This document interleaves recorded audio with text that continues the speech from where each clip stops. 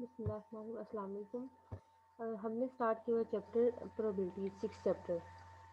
इसकी बेसिकली हम डेफिनेशंस देख रहे थे। प्रोबेबिलिटी की बेसिकली डेफिनेशंस क्या है, तो पहले हमने देखी थी क्लासिकल या प्रायोर डेफिनेशन कहते हैं जिसको, जिसमें favourable outcome divided by total के रिस्पेक्ट से लिखा। नेक्स्ट उसके बाद हम रिलेटिव फ्रीक्वेंसी पे चले गए, उसमें हमने ऑन द लॉन्ग रन देखना होता है, उसमें लिमिट हमने अप्लाई कर दी, limit n approaches to infinity. Third पे अब हम आए तो अब हम देख रहे हैं एक्सोमेटिक डेफिनेशन ऑफ प्रोबेबिलिटी। इसमें बेसिकली हमारे पास एक्सियम्स हैं जो हमें रूल्स बताते हैं प्रोबेबिलिटी के। बेसिकली फर्स्ट हमारे पास जो रूल है प्रोबेबिलिटी के रिस्पेक्ट से, वो ये है कि हमारा हमेशा प्रोबेबिलिटी जो है पॉजिटिव होगी, 0 से 1 के दरमियान में लाई करेगी। ना तो वो 1 से बड़ा उसका आंसर हो सकता है, ना वो 0 से बिलो हो सकता है, यानी कि ना वो नेगेटिव हो सकती है और ना वो 1 से बड़ी। अगर आपकी कैलकुलेशंस के बाद 1 से बड़ी या 0 से छोटी आ रही है प्रोबेबिलिटी, इस मीन आपकी कैलकुलेशन में कोई मिस्टेक है, तो आपको दोबारा कैलकुलेट करना होगा। नेक्स्ट प्रोबेबिलिटी ऑफ सक्सेस आपकी जो है हमेशा 1 रहती है, यानी कि श्योर इवेंट की आपकी प्रोबेबिलिटी 1 होती है, और जो फेलियर्स होती हैं उसकी प्रोबेबिलिटी आपके पास 0 होती है। ठीक है, थर्ड पे आपके पास आ जाता है प्रोबेबिलिटी म्यूचुअली एक्सक्लूसिव इवेंट्स की क्या होती है। अभी हमने डिस्कस किया था जो हमारे पास होती है, ये भी याद रखना आपने, सम ऑफ प्रोबेबिलिटी हमारे पास हमेशा 1 आता है। अगर आप डिफरेंट प्रोबेबिलिटीज़ को ऐड कर रहे हैं तो उसका सम हमारे पास हमेशा 1 आएगा। और प्रोबेबिलिटी ऑफ श्योर इवेंट की 1 है, प्रोबेबिलिटी ऑफ इम्पॉसिबल इवेंट आपके पास होगी, उसकी जो होती है वो आपके पास 0 होगी। ठीक है, इम्पॉसिबल इवेंट की 0 और श्योर इवेंट की 1, और टोटल सम ऑफ प्रोबेबिलिटी से हमेशा 1 होता है। ये आपसे एमसीक्यू में भी पूछा जा सकता है। नेक्स्ट हमने म्यूचुअली एक्सक्लूसिव इवेंट्स देखा था कि वो होते हैं जो they can not occur together, तो उनका हम अगर यूनियन लेते हैं, probability of A union B, अगर दो हमारे पास म्यूचुअली एक्सक्लूसिव इवेंट्स हैं तो हम उसको ऐसे लिख सकते हैं, probability of A plus probability of B. जब इन पे अप्लाई होगा प्रोबेबिलिटी तो ये यूनियन प्लस में कन्वर्ट हो जाएगा। अगर ये नॉट म्यूचुअली एक्सक्लूसिव इवेंट होते तो इसके दरमियान ये इन्होंने इंडिविजुअल भी आना था और इनके साथ माइनस के साथ जो इनके दरमियान में कॉमन चीज़ थी वो भी आनी थी, probability of A intersection B. ठीक है, नेक्स्ट आते हैं इसके बाद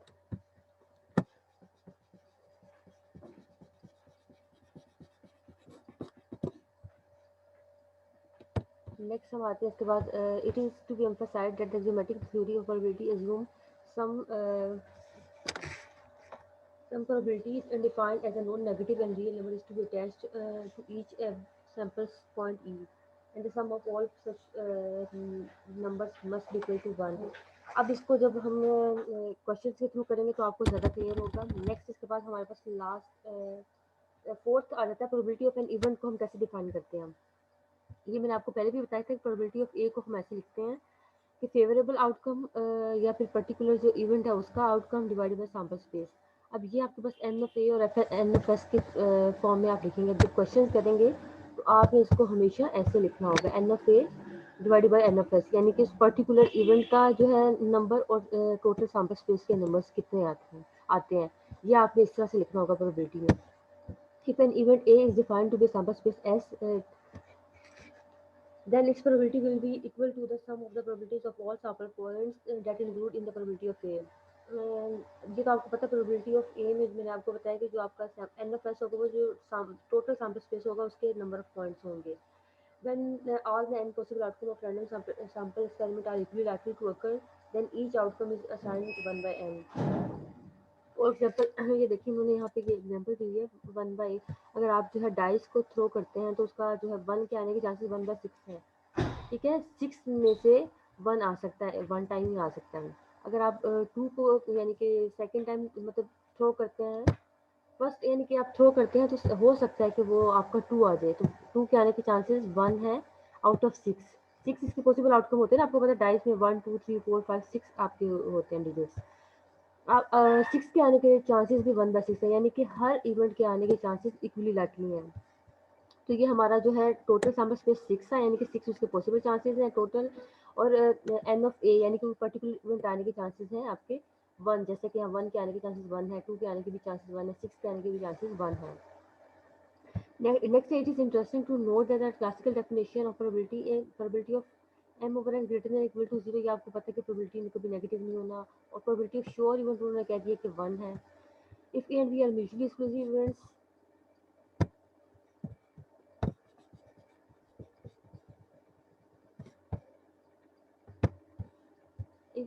दी आर म्यूचुअली एक्सक्लूसिव इवेंट्स, तो फिर आपने इसको ऐसे लिख सकते हैं, probability of A plus probability of B. आपने उन्होंने थ्योरम की फॉर्म में आपको बता दिया, लेकिन आपने बस जो है थ्योरम नहीं करने हैं ऐसे। नेक्स्ट है आपके पास लास्ट डेफिनेशन, सब्जेक्टिव और पर्सनलिस्टिक प्रोबेबिलिटी। अब इसमें क्या है आपके पास, इसमें आपके पर्सनल बिलीफ के ऊपर जो है वो आप प्रोबेबिलिटी निकालते हैं। As its name suggest, subjective और personalistic probability, it is a measure of the strength of person's belief regarding the occurrence of an outcome of an event A. Probability in this sense is purely subjective and is based on whether evidence is available uh, to the individual. The definition being flexible may be applied to those real world situations. अब basically ये आपका जो है personal belief पे है, ये जो पास experience की बेस पे जो है वो आप प्रोबेबिलिटी निकालते हैं, उसको ये कहते हैं। ठीक है, हमने सबसे पहले देखा था प्रोबेबिलिटी की फर्स्ट टाइप है क्लासिकल या प्रायर डेफिनेशन, जिसमें आपका जो है आपने देखा favourable outcome divided by total, इस तरह से आप निकालते हैं। इसमें limited number of possible outcome होते हैं। नेक्स्ट उसके बाद हमने देखा रिलेटिव फ्रीक्वेंसी, रिलेटिव जो है लिमिट की फॉर्म में, जो ऑन द लॉन्ग टर्म आपने देखी लिमिट, उसमें एन अप्रोचेस टू इन्फिनिटी होता है और एम ओवर एन ही होता है उसमें। नेक्स्ट एक्सियोमेटिक में आपने देखे 3 एग्जाम्स देखे कि 0 से 1 के दरमियान लाई करेगी, श्योर इवेंट की 1 होगी, और म्यूचुअली एक्सक्लूसिव इवेंट्स को कैसे लिखते हैं। लास्ट में हमने सब्जेक्टिव और पर्सनलिस्टिक देखी, इसमें आपकी जो पर्सनल बिलीफ के ऊपर जो प्रोबेबिलिटी लाई करती है। अब हम एग्जांपल्स करते हैं तो आपको ज़्यादा क्लियर होगा। फर्स्ट एग्जांपल हमारे पास if a card is drawn from ordinary deck of 52 playing card. अब टोटल इसमें 52 प्लेइंग कार्ड होते हैं, आपको मैंने उस दिन भी बताया था प्लेइंग कार्ड 52 होते हैं। Find the probability that number 1 है आपके पास, the card is a red card, second is a diamond and the card is a 10। अब सबसे पहले आपने जब इसके लिए कैलकुलेट करना है, आपने इवेंट ए डिफाइन कर दिया, लेट ए भी डिफरेंट ए भी जो है आपके पास इवेंट है कि आपने कार्ड ड्रॉन करना है रेड का। अब आपको पता है रेड आपके पास 26 होते हैं टोटल, रेड भी 26 होते हैं और ब्लैक भी 26 होते हैं। तो यहाँ पे आपको पता चल गया 26 आपने लेने हैं आउट ऑफ 52। ठीक है, इसको जब आप प्रोबेबिलिटी की फॉर्म में लिखेंगे, number of favourable outcome divided by number of total possible outcome, या इसको आप ऐसे भी कह सकते हैं n of A divided by n of S. ठीक है, ऐसे करके भी लिख सकते हैं। ए आपने इवेंट डिफाइन कर दिया कि red card, N of A और एन ऑफ एस। अब ये एस है, एन ऑफ एस आपका 52 टोटल कार्ड हो गए, 26 उसमें से फेवरेबल हो गए, तो ये आपकी प्रोबेबिलिटी ऑफ रेड कार्ड आ गई। नेक्स्ट है the card is a diamond. अब आपको पता है डायमंड कार्ड आपके पास होते हैं 13, तो अब ये क्या आ जाएगा 13 आउट ऑफ 52। नेक्स्ट के बाद द कार्ड इज अ 10। अब आपको पता है कार्ड 10 कितने होते हैं, 4 होते हैं, डायमंड में, स्पेड में, क्लब में, हार्ट में, इन सब में एक एक होता है, तो ये 10 जो है 4 टाइम होता है, 4 बाई 52 आ गया। इस तरह से आपकी जो है आपने प्रोबेबिलिटी कैलकुलेट कर ली इस क्वेश्चन की।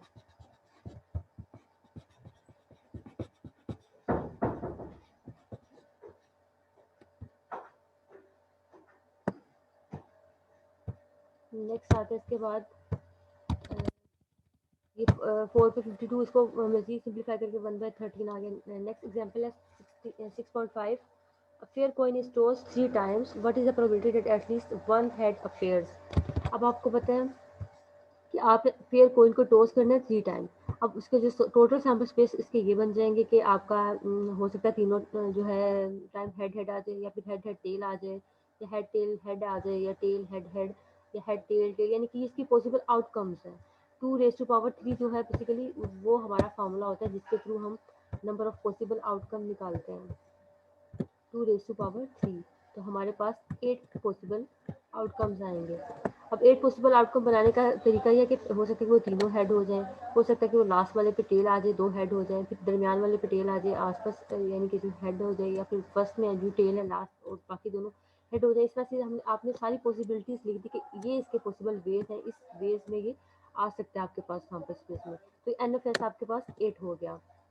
नेक्स्ट आपने फाइंड क्या करना है, एटलीस्ट वन हेड। अब एटलीस्ट वन हेड का क्या मतलब है, लेस देन और इक्वल टू 1। ठीक है, इसका ये मतलब है कि आपने कम से कम आपका जो है एक हेड तो आना चाहिए। अब हेड कम से कम हमारे पास एक कहाँ कहाँ देखें, इसमें भी हेड आ रहा है, इसमें भी हेड आ रहा है, इसमें भी आ रहा है, इसमें भी आ रहा है, इसमें भी आ रहा है, इसमें भी, इसमें नहीं आ रहा है बस, यानी कि 7 आउट ऑफ 8 हमारे पास पॉसिबल जो है सैम्पल स्पेस है, और उसमें से 7 टाइम हमारा हेड आ रहा है, तो 7/8 हमारा जो है प्रोबेबिलिटी हो जाएगी इस क्वेश्चन में। आई होप आपको ये भी क्लियर हो गया होगा। इजी क्वेश्चन है, प्रोबेबिलिटी जो है बेसिकली मुश्किल नहीं, और ये आपने सारा मैनुअल करना है, स्पेस इसका कोई काम नहीं है। नेक्स्ट हम जाते हैं एग्जाम्पल 6.6 में। इसमें आपके पास if two fair dice are thrown. अब जो फेयर डाइस का जो है एग्जाम्पल स्पेस वो हमने पहले भी देख लिया था।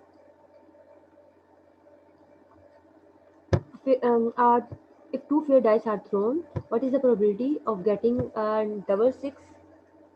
Next है sum of 8 or more doors. सबसे पहले तो आपने जो है सैम्पल स्पेस बना लेना है अपने जो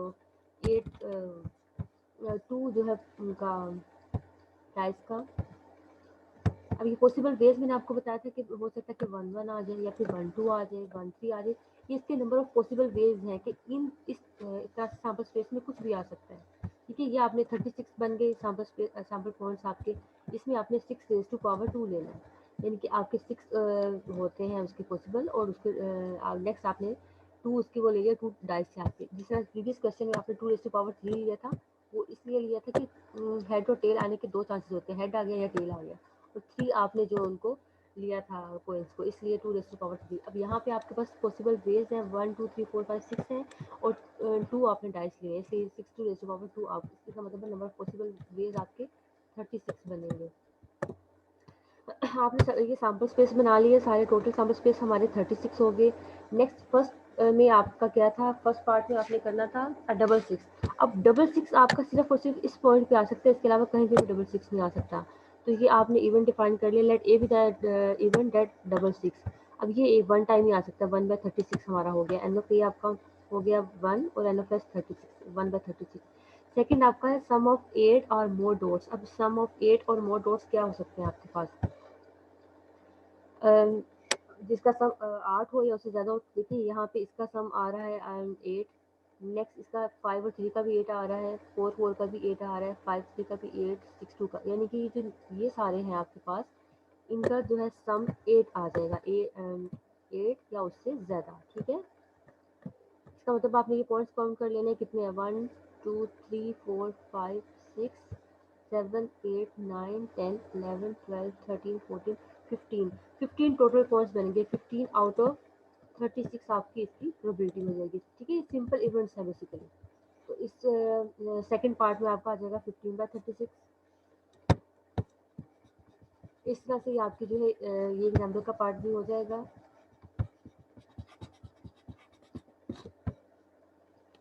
नेक्स्ट हम देखते हैं इसके बाद एग्जाम्पल आपके पास 6.7। नेक्स्ट है हमारे पास 6.7 एग्जाम्पल में कि 6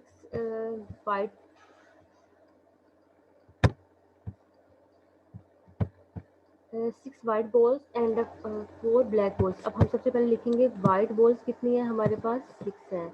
नेक्स्ट उसके बाद उन्होंने कहा है कि ब्लैक बॉल्स कितनी है आपके पास, ब्लैक बॉल्स आपके पास 4 है।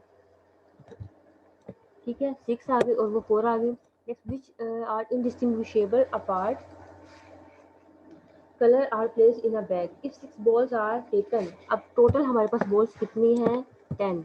उसमें से उन्होंने कहा है 6 बॉल्स आर टेकन, यानी कि आपने जो है आर आपका जो है आपने जो सैंपल लेना है उसको आप 6 कह रहे हो, 6 का आपने सैंपल लेना है from the bag. Find the probability that there bag being 3 white and 3 black. आपने 3 वाइट और 3 ब्लैक की जो है प्रोबेबिलिटी निकालनी है, टोटल निकालनी जो आपने जो है सैंपल 6 का है।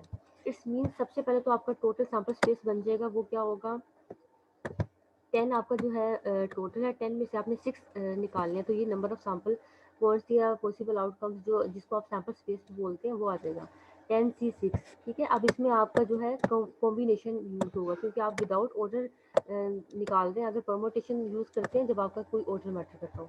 10 से 6 करके आपका जो है 210 आपका total number of sample points आ गए। नेक्स्ट आपका इवेंट क्या है कि आपने 3 वाइट लेने और 3 ब्लैक लेने। अब वाइट कितने हैं, 6 में से 3 आ गए आपके वाइट, और ब्लैक कितने हैं, 4 में से 3 आ गए आपके ब्लैक। इन दोनों को मल्टीप्लाई करना है, और ये भी आप कॉम्बिनेशन ही ले रहे हैं, ये जो आपकी ब्रैकेट बनी है इसका मतलब है कॉम्बिनेशन। 6C3 और 4C3 करके आपने इन दोनों को मल्टीप्लाई किया तो आपका जो है ये आंसर 80 आ जाएगा। जब इसको आप क्वेश्चन में पुट करेंगे, आपका इवेंट है एन ऑफ ए और एन ऑफ एस। ए आपका है कि 3 white and 3 black, 80 divided by 210 किया आपने, तो ये आपके पास आंसर आ जाएगा कि आपके 3 वाइट और 3 ब्लैक आने के इतने चांसेस हैं। नेक्स्ट इसके बाद एग्जांपल आपके पास 6.8, उसमें उन्होंने पूछा है कि an employer wishes to hire 3 people to hire 3 people from a group of 15 applicants. अब 15 जो है इसमें टोटल हो गए 8 men and 7 women, 7 women 8 men है और टोटल आपके पास 15 है। all of whom are equally likely qualified to fill the position if he selects the 3। अब आप इसमें select कितने किए हैं? 3 at random। what is the probability that all 3 will be men, at least 1 will be women। अब सबसे पहले तो आपने आना है सैम्पल पॉइंट्स बनाने हैं। यहाँ पे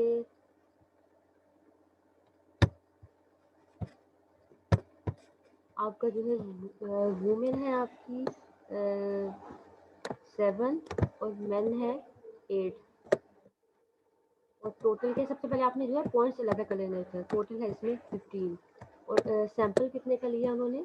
R=3 का उन्होंने सैंपल लिया। सबसे पहले तो आपने डाटा से चीज़ें जो है निकाल लेनी होती है। ये सारी चीज़ें हमने निकाल ली। इसके बाद आपने total number of sample points निकालने हैं 15C3, यानी कि टोटल में से आपके 3 जो है 15C3 के लिए इतने पॉसिबल वेज हैं सैंपल के आने के चांसेस हैं कि वुमेन मैन वुमेन जो है इनके कॉम्बिनेशन आने के 455 वेज हैं। सबसे पहले तो आपने टोटल सैंपल स्पेस निकाली, एन प्लस जिसे कहते हैं। नेक्स्ट ए पार्ट में उन्होंने कहा है कि ऑल 3 विल बी मैन। अब मैन कितने हैं? 8 हैं। 8C3 यानी कि सारे के सारे मैन आ जाए। 8C3 किया आपने तो ये 56 आया, डिवाइडेड बाई 455 टोटल से डिवाइड किया तो ये आपके पास प्रोबेबिलिटी ऑफ ए आ गई। नेक्स्ट बी इवन उन्होंने कहा है कि एटलीस्ट 1 विल बी वुमेन। अब एटलीस्ट 1 विल बी वुमेन का मतलब है कि women greater than equal to 1, एक या इससे ज़्यादा हो सकती हैं। तो इसके लिए आपके पास वुमेन के कितने चॉइसेस हैं? 7 है। तो 7C1 आप करेंगे। नेक्स्ट उसके बाद आपने जो टोटल काउंट अपना वो पूरा करना होता है। नीचे यहाँ पे 3 आना चाहिए और इन दोनों को सम करके ये 15 आना चाहिए। तो ये यहाँ पे 1 आ गया 7C1। नेक्स्ट इसका मतलब है जो 2 रिमेनिंग है वो मेल उसमें से आएंगे, मैन में से। तो 8C2 हो गया प्लस नेक्स्ट 7C2 हो सकता है कि 7 में से 2 वुमेन्स आते हैं और बाकी जो रिमेनिंग है वो 1 मैन आते हैं। प्लस 7C3 हो सकता है कि सारे के सारे उसमें से वुमेन्स आते हैं 7C3। इन तीनों प्रोबेबिलिटीज़ की जो ये चांसेस आए इनको आपने ऐड कर लेना है।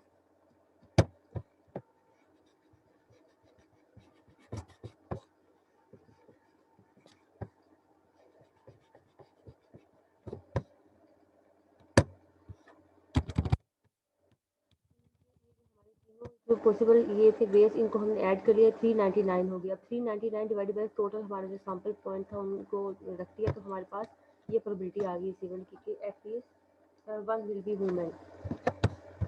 नेक्स्ट इसके बाद हमारे पास example 6.9, 4 items are taken at random from a box of 12 items. अब ये टोटल हमारे पास 12 है।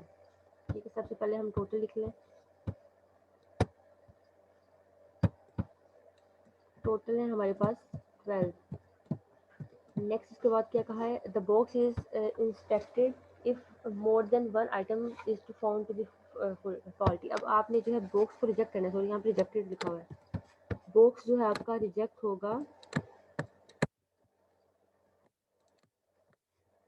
जब आपके पास प्रोबेबिलिटी ऑफ रिजेक्शन क्या है? जब आपके पास मोर देन 1 जो है फॉल्टी आएगा, x greater than equal to 1, यानी कि 1।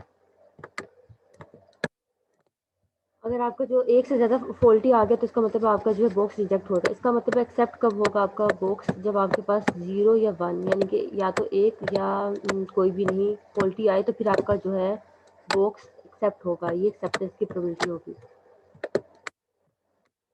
नेक्स्ट इसके बाद उन्होंने कहा कि इसके इफ़ देयर आर 3 फॉल्टी। अब फॉल्टी कितने हैं आपके पास आइटम्स? 3 आपके पास फॉल्टी हैं। इट्स मीन गुड कितने होंगे आपके पास? टोटल में से आप 3 जो है 12 में से 3 निकाल लें तो 9 आपके पास गुड होंगे और 3 फॉल्टी होंगे। Find the probability that a box is accepted. आपने प्रोबेबिलिटी निकालनी है, बॉक्स इज एक्सेप्टेड की प्रोबेबिलिटी निकालनी है। सबसे पहले तो आपने जो है 4 आइटम सेलेक्ट किए थे ना, तो 12 में से 4 जो है पॉसिबल बेस निकालिए, आपके टोटल सैम्पल स्पेस आ गया। सैम्पल स्पेस आने के बाद आपने जो है उसके जो इवेंट है उसकी प्रोबेबिलिटी काउंट फाइंड करनी है। इवेंट है आपके पास एक्सेप्टेड की, जो आपने निकालना box is accept. Box accept कब होगा? जब आपका 0 या 1 आए। अब 0 आने के चांसेस मतलब 3 में से या तो 0, ये फॉल्टी की प्रोबेबिलिटी आप निकाल देना। 3C0 यानी कि 3 में से जो है कोई एक कोई भी फॉल्टी ना आए। 9C4 यानी कि सारे आपके सही वाले गुड आइटम्स आ जाए, प्लस आपका 3C1 यानी कि कोई एक फॉल्टी आइटम आ जाए। 9C3 का मतलब है बाकी जो 3 है वो गुड आ जाए। इन दोनों को ऐड करना है। ये आपके पास 378 पॉइंट्स बन गए। इसको आपने डिवाइड किया टोटल सैंपल स्पेस से, तो आपके पास प्रोबेबिलिटी आ गई।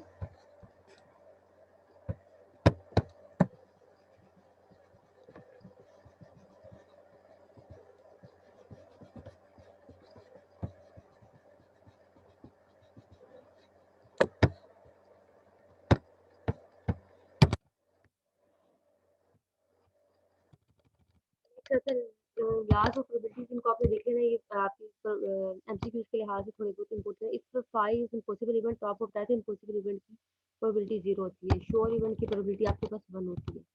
और नेक्स्ट इसको प्रोबेबिलिटी ऑफ ए कॉम्प्लीमेंट को हम 1 माइनस प्रोबेबिलिटी ऑफ ए भी लिख सकते हैं। एग्जाम्पल 6.10 में उन्होंने कहा है a coin is tossed 4 times, ठीक है, in succession, what is the probability that at least one head occur. At least one head occur की आपने प्रोबेबिलिटी बतानी है। सबसे पहले तो आपने इवेंट डिफाइन कर लिया एटलीस्ट वन हेड अकर। उसके बाद जो है आपका आपने सैम्पल पॉइंट्स निकालने हैं, और टोटल सैम्पल पॉइंट्स आपके हो जाएंगे 2 रेज़ टू पावर 64। आपने जो है 2 पॉसिबल वेज होते हैं, उसको 4 टाइम्स आपने कोइन को टॉस करना है, तो 16 आपके पास पॉसिबल वेज आ गए। नेक्स्ट आपने बताना है कि एटलीस्ट वन हेड। अब आपको पता है एटलीस्ट वन हेड का मतलब सिर्फ वहाँ पे टेल टेल टेल ही होगा, वहाँ पे सिर्फ हेड नहीं आ सकता, अदरवाइज सब जगहों पे एक एक बार तो हेड आएगा। इसका मतलब है 15/16 आपको पॉसिबल भेजना है, या फिर इसको 1 माइनस प्रोबेबिलिटी ऑफ ए उन्होंने कैलकुलेट करके 1 माइनस 15/16 बता दी है। यानी कि प्रोबेबिलिटी ऑफ ए कॉम्प्लीमेंट का मतलब है कि आपके टेल आने के चांसेस है 1/16। इसको 1 में से माइनस करेंगे तो ये चांसेस आपके हो जाएंगे एटलीस्ट वन हेड के। Next example 6.11, a coin is biased so that the probability that is false showing tails is 3/4। Next A part है इसका, find the probability of obtaining at least one head when the coin is tossed 5 times। सबसे पहले तो जो आपने इसकी head की probability लिखी 1/4 है, और वन हेड और जो टेल की 3/4 है। तो ये आपको क्वेश्चन बताइए कि टेल की प्रोबेबिलिटी 3/4 है, इट्स मीन हेड की जो है 1/4 होगी। दोनों का सम करेंगे तो 1 के इक्वल आएगा, ठीक है।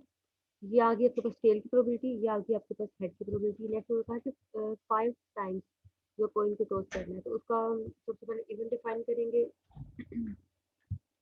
अब एटलीस्ट वन हेड आएगा सबसे पहले, at least one head when 5 times.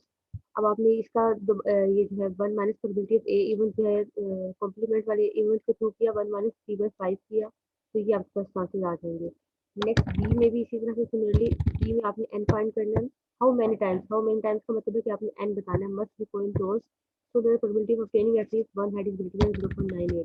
यहाँ पे आपने जो है 1 माइनस 3/4 किया, और एन टाइम्स आपने करना है, ग्रेटर देन इक्वल टू 0.98। 0.98 को जला के सब्ट्रैक्ट किया, इसको जो जाकर ये प्लस में हो गया कन्वर्ट। नेक्स्ट जो है आपने लॉग ले लिया बोथ साइड्स पर, और इसके बाद जो है क्रॉस मल्टीप्लिकेशन करके आपके पास जो है एन की वैल्यू भी आ जाएगी। इसके बाद आता है ये जो उनको जो ये थ्योरम है, उनकी भी आपने बेसिकली देख लेना कि कैसे ओपन होते हैं, इनका क्या रिजल्ट आता है। थ्योरम 6.4, अगर आपके पास कॉम्प्लीमेंट हो और साथ ए इंटरसेक्शन बी कॉम्प्लीमेंट हो, तो उसको आप इस तरह से लिख सकते हैं, probability of A minus probability of A intersection B. Next इसके बाद थ्योरम एडिशन है, अगर आपके पास यूनियन के फॉर्म में हो तो आप इस तरह से लिखते हैं। याद रखना आपने ये नोट म्यूचुअली एक्सक्लूसिव इवेंट्स का भी है, और ये एडिशन लाभ भी है, इसको कहते हैं। और अगर आपके पास म्यूचुअली एक्सक्लूसिव इवेंट्स हो जाए तो फिर ये जस्ट प्लस के साथ आता है कि इसमें जो है कुछ कॉमन नहीं होता है। ये डिसजॉइंट इवेंट है कि इसके दरमियान में कुछ कॉमन नहीं आएगा, कॉमन वाला 0 हो जाएगा। लेकिन जो ऊपर वाला है इसमें आपके पास कुछ ना कुछ कॉमन आता है, इसलिए probability of A intersection B हमने रिजल्ट लिखा है यहाँ पे।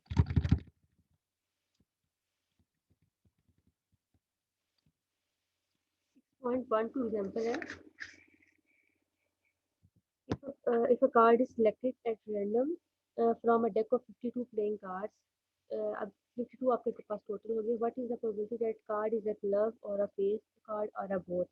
अब आपके पास सबसे पहले तो आपने बताना है क्लब हो, फेस कार्ड हो या फिर वो जो है दोनों हो। एक तरह से आपके पास नोट लिस्ट के बेसिस इवेंट है कि आपने दोनों के बोथ के दरमियान में जो कुछ कॉमन है वो भी बताना है, क्लब का, फेस का, और इनके दरमियान में जो कुछ कॉमन है वो बताना है।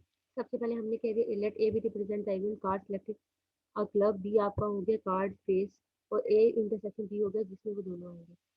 प्रोबेबिलिटी ऑफ ए आपका जो है क्लब कार्ड 13 होते होते हैं आउट ऑफ 52। नेक्स्ट आपका फेस कार्ड होती है 12 आउट ऑफ 52, ये भी मैंने कल आपको काउंट करके बताया था, 12 out of 52। Next common in दोनों के दरमियान में ये होगा कि वो क्लब भी हो और फेस कार्ड भी हो, तो ये आपके पास 3 आएंगे, जैक क्वीन और किंग। 3 जो है दोनों में, हर क्लब में भी होते हैं, जैक क्वीन किंग, हार्ट में भी, स्पेड में भी, और डायमंड में भी। इसका मतलब ये 3 के दरमियान में कॉमन है, 3/52 आपका कॉमन आ गया। हमने नेक्स्ट जो प्रोबेबिलिटी का फार्मूला लिख लिया, ये जो हमारे पास होता है, एडिशन का भी कह सकते हो और नॉट म्यूचुअली एक्सक्लूसिव वर्ड्स का भी, इन सबकी प्रोबेबिलिटी जो हमने फाइंड की थी वो खुद से सिंप्लीफाई करके ये रिजल्ट आ गया। 16.13 है, इसकी तरह की एक एग्जांपल भी आपके क्वेश्चन भी आपकी जो है उसमें एक्सरसाइज में इसको देखेंगे। An integer is chosen at random from a first 200 positive integers. What is the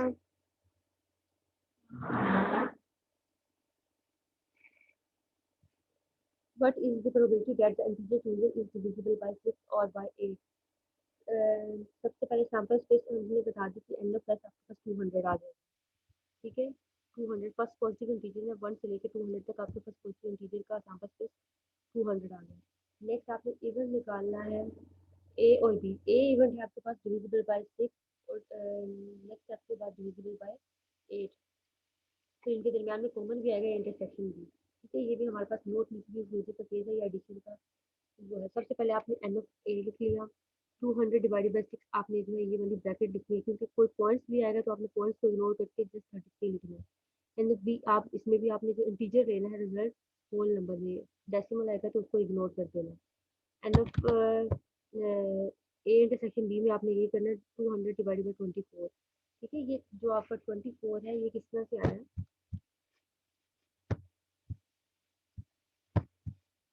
यहाँ पे आप लिखेंगे 6 और 8। इसको आप 2 पे करेंगे, 2 3 जा 6, 2 4 जा 8। नेक्स्ट इसके बाद इसको 3 पे करेंगे, 3 1 जा 3, और ये 4 एज इट इज आ गया। नेक्स्ट आप इसको 4 पे करेंगे, यहाँ पे भी 1 आ गया और यहाँ पे भी 1 आ गया। 4 3 जा 12, 12 2 जा 24। इनको आपस में मल्टीप्लाई करेंगे, 24 आपका जो है वो यहाँ पे आया डिनोमिनेटर में। ठीक है, पहला तो 6 था डिविजिबल, वो 6 लिख दिया, 8 था डिविजिबल, वो आपने 8 लिख दिया सेकंड डिविजन का, और जो इन दोनों के दरमियान में कॉमन था वो आपने इस तरह से कैलकुलेट करना है, तो 24 आ जाता है, वो आपने यहाँ पे लिख दिया देखिए। अब जो आपकी जो प्रोबेबिलिटीज आई हैं इन तीनों की, वो आप लिख दोगे 33/200, 25/200, 8/-8/200, ये करके आपके पास ये वाला क्वेश्चन हो जाएगा।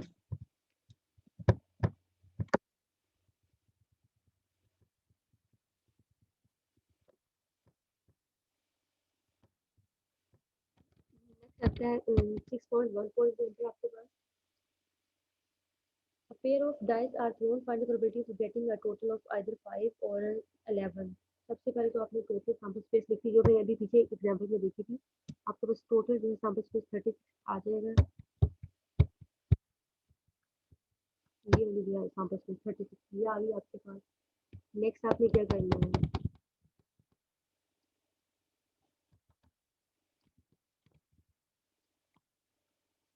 आपने बताना है 5 का और 11 का सम करना है, और का मतलब है कि इसमें आपने प्लस करना है। अब कुछ इनके दरमियान में कॉमन होगा तो वो भी आप लिख सकते हो, तो ये हो सकता है म्यूचुअली एक्सक्लूसिव इवेंट हो सकता है नॉट म्यूचुअली एक्सक्लूसिव इवेंट। ए के जो है सैंपल पॉइंट्स आपने देख लिए, बी के सैंपल पॉइंट्स देख लिए कि जो जिनका सम 5 बन रहा है वो ये पॉइंट्स है, जिनका सम 11 बन रहा है वो ये है, और जिनके दरमियान में कुछ भी कॉमन नहीं है, तो इसमें ये म्यूचुअली एक्सक्लूसिव इवेंट है, नॉट म्यूचुअली एक्सक्लूसिव इवेंट नहीं है। आपने प्रोबेबिलिटी ऑफ ए लिखी, यानी कि 1 2 3 4 4 बाय 36। बी की लिख दी प्रोबेबिलिटी, तो आपको रिजल्ट आ जाएगा। नेक्स्ट है आपके पास example 6.15। Three horses A, B, C are in a race. A is twice अब जो ए है वो ट्वाइस है बी का,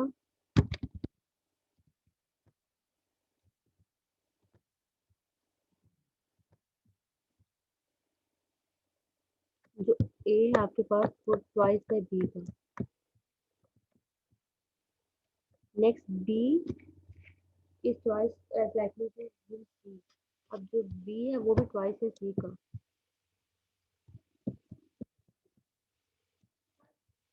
what is the probability of A और बी। अब इसमें और का मतलब होता है कि आपने एडिशन वाला करना है, सम वाला या यूनियन वाला करना है।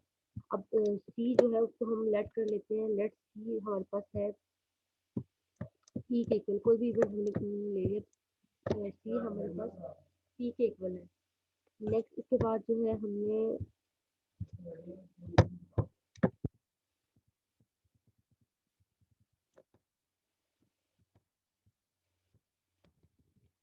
सी को डिफाइन कर लिया, वो हमारे पास पी के इक्वल है। प्रोबेबिलिटी ऑफ ए हमारे पास, प्रोबेबिलिटी ऑफ बी हो जाएगा 2p क्योंकि 2c था, और प्रोबेबिलिटी ऑफ ए हमारे पास 2, प्रोबेबिलिटी ऑफ बी 4 हो जाएगा क्योंकि 2p यहाँ पे हम रख देंगे बी की जगह पे, तो 4p हो जाएगा, यानी कि सी हमारे पास p, बी हमारे पास 2p और ए की प्रोबेबिलिटी 4p हुई है। अब हमें पता है कि सम ऑफ प्रोबेबिलिटीज हमारे पास 1 होता है। हमने सबसे पहले तो सम ऑफ प्रोबेबिलिटीज इक्वल टू 1 लिख दिया, यहाँ से p की हमारे पास वैल्यू आ गई। इस जो पी की वैल्यू आ गई है हमने ए में भी पुट की, बी में भी पुट की, यहाँ पे हमारे पास ए बी पी की जो वैल्यू हम ए में भी पुट कर दी, बी में और सी में हमारे पास इन तीनों की वैल्यूज आ गई। अब यूनियन के लिए हमने ए का भी हम probability of A plus probability of B रख दिया। सी की हमें जरूरत नहीं है, हमने इन दोनों को रख दिया तो हमारे पास 6+7 आ गया। ठीक है, नेक्स्ट इसके बाद आता है थ्योरम 6.6 को अगर आपके पास 3 इनवर्स हो जाए तो ऐसे लिखते हैं। इसको बस देख लेना है। अब यहाँ पे क्वेश्चन भी आ जाता है आपके पास, example 6.16, a card is drawn at random from a deck of only 52 playing cards। आपको पता है 52 प्लेइंग कार्ड होते हैं। What is the probability that card is a diamond face और अ किंग। अब आपने इन तीनों के दरमियान में कुछ कॉमन आना है तो वो बताना है, और इंडिविजुअल हर एक चीज का बताना है। डायमंड की प्रोबेबिलिटी क्या हो जाएगी 13/52, फेस की भी हो जाएगी 12/52, किंग की हो जाएगी 4/52, हर एक में किंग आता है एक। नेक्स्ट आपने कॉमन निकालना है ए और बी में, ठीक है, इस फॉर्मूले के मुताबिक जो भी हमने पीछे थ्योरम में आपको बताया था। ए और बी का जो आपने कॉमन निकालना है, यानी कि वो आपके पास डायमंड भी हो और फेस कार्ड भी हो। अब डायमंड में फेस कार्ड 3 होते हैं, 3/52 आ जाएगा। नेक्स्ट आपका है, आपने कॉमन निकालना है बी और सी का, यानी कि फेस कार्ड भी हो और किंग भी हो। अब फेस कार्ड जो है आपके पास जैक किंग क्वीन होते हैं, इसका मतलब है उसमें से 4 किंग्स आप निकालेंगे तो 4/52 आ जाएगा। नेक्स्ट उसके बाद थर्ड आपकी होती है ए और सी। ए और सी के दरमियान में जो कुछ कॉमन है कि वो डायमंड भी हो और किंग भी हो। अब डायमंड पे किंग एक ही होता है तो 1/52 आ जाएगा। नेक्स्ट उसके बाद आपका थर्ड पॉसिबिलिटी आती है, देखिए इस फॉर्मूले में ये कि पहले तीनों पॉजिटिव साइन के साथ, जो दो दो वाले हैं वो नेगेटिव साइन के साथ, और थर्ड वाला भी पॉजिटिव साइन के साथ। अब तीनों जो है डायमंड भी हो, फेस कार्ड भी हो, किंग भी हो, ये हमारे पास 1 नहीं आता पॉसिबिलिटी, ये भी 1/52 हो गया। नेक्स्ट जाके सारी प्रोबेबिलिटीज में पुट कर दिया तो आपके पास ये रिजल्ट आ गया। कंडीशनल प्रोबेबिलिटी आपके कोर्स में इंक्लूड नहीं है।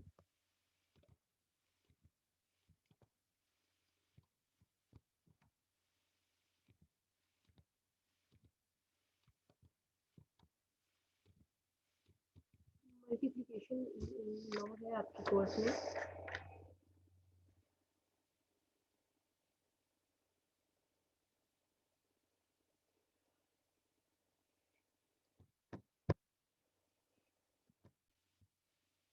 जी हमारे पास मल्टीप्लिकेशन जो आपने इंडिपेंडेंट इवेंट्स का लेना है, डिपेंडेंट इवेंट्स का नहीं लेना।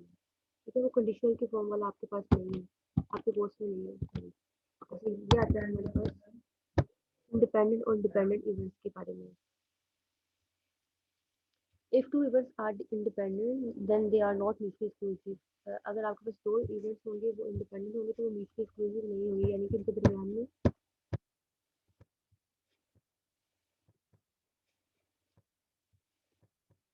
प्रोबेबिलिटी ऑफ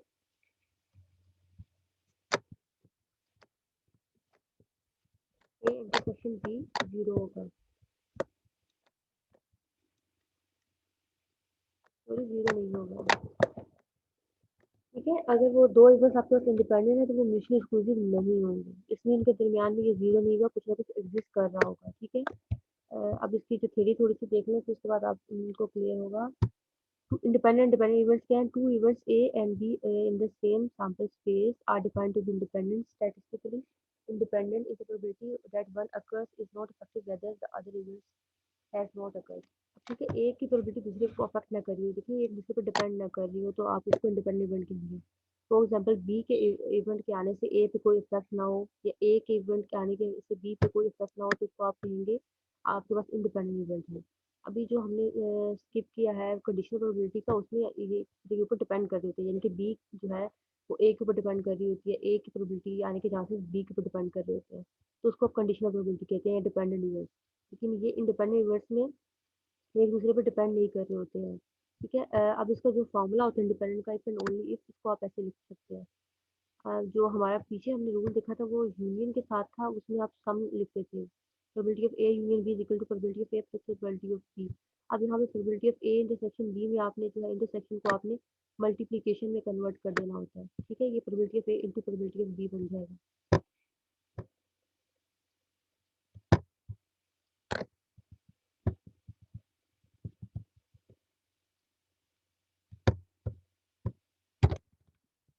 यहाँ से थोड़ी सी थ्योरी को देखते हैं, उसके बाद हम नेक्स्ट क्वेश्चन एग्जाम्पल्स पे आएंगे तो आपको क्लियर ज़्यादा होगा। The events A and B are defined to be independent. Dependent तब होंगे जब वो इस तरह से आंसर नहीं आएगा। इंडिपेंडेंट जब होंगे वो उनका आंसर इक्वल आएगा, यानी कि probability of A and probability of B आप करेंगे तो उनका इंटरसेक्शन आपस में इक्वल होगा।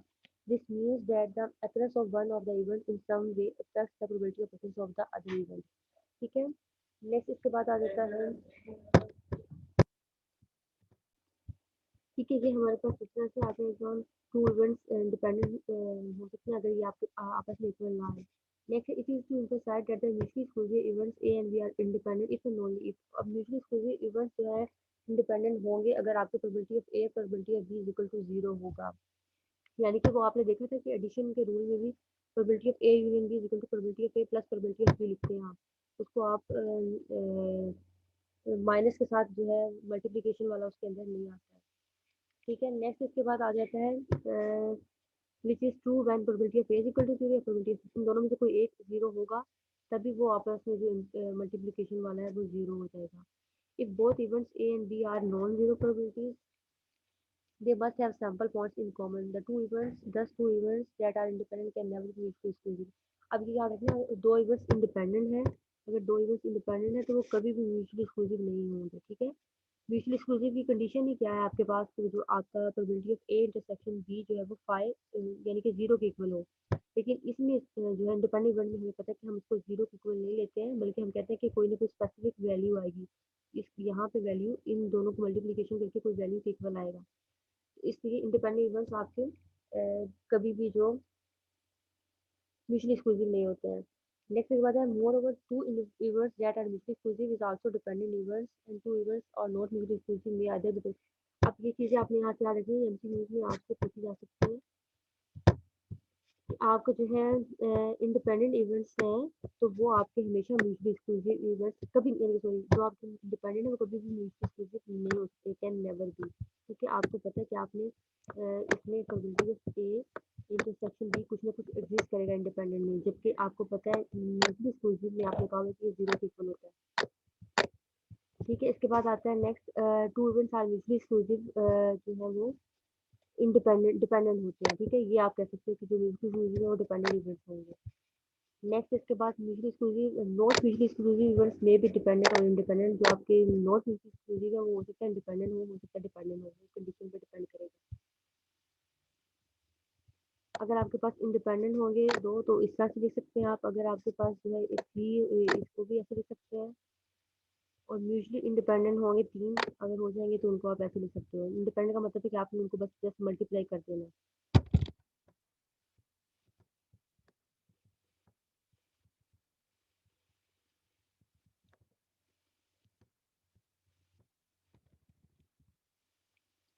एग्जाम्पल 2.6.26 में हमारे पास two events A and B are such that probability of A is equal to 1/4, probability of A intersection B is equal to 1/2, probability of B given that A is this.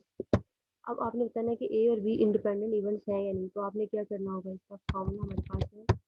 ए और be independent के लिए आपने बताया probability of A given that B is equal to probability of A कितना आ गई, हमने starting में देखा था कि ए जो है बी जो है वो ए पे डिपेंड नहीं कर रहा होगा, आपस में दोनों इक्वल होंगे। तो ये हमें क्वेश्चन में गिवन है ये आपस में इक्वल नहीं है, तो इसका मतलब है ये डिपेंडेंट इवेंट है, इंडिपेंडेंट नहीं है। बी पार्ट में है ए और बी आर म्यूचुअली एक्सक्लूसिव। अब म्यूचुअली एक्सक्लूसिव का मतलब ये होता है कि ये इन दोनों को आप जो है probability of A given that B हमारे पास जीरो के इक्वल आना चाहिए, लेकिन यहाँ पे जो है क्वांटिटी के इक्वल आ रहा है, इसका मतलब ये भी हमारे पास नहीं है mutually exclusive. Next probability of A intersection B and probability of B find करके बताना है आपको। इसका फॉर्मूला ये है probability of A probability of B given that इस तरह से लिख सकते हैं। नेक्स्ट इसके बाद ये वाला आ जाएगा 6.27 देखते हैं। टू फेयर डाइस डाइस अब टू फेयर डाइस का मतलब आपको 36 इवेंट्स हो गए टोटल जो सैंपल स्पेस।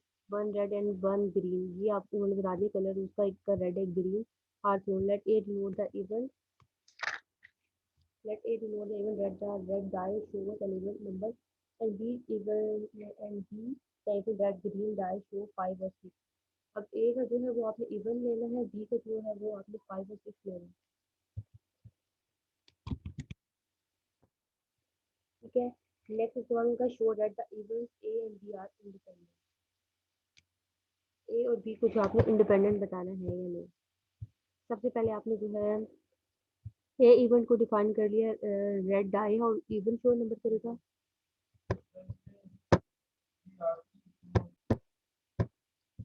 ये आपके पास ए इवेंट है कि रेड आई में आपके पास इवन नंबर आए, बी है कि आपके पास 5 और 6 आए, और इंटरसेक्शन का मतलब इनके दरमियान में कुछ ना कुछ कॉमन भी है 5 और 6 है।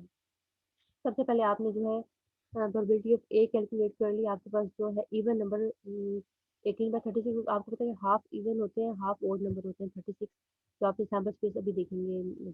तो ये 18/36 हो गया, इसको मजीद सिंप्लीफाई किया तो 1/2 आ गया। बी आपके पास था 5 और 6।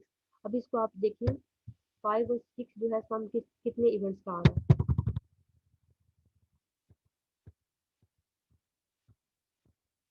यहाँ पे हम देखिए 5 सम किसका आ रहा है, 1 2 3 4, 4 जो है इनका 5 सम आ रहा है, और 6 1 2 3 4 5।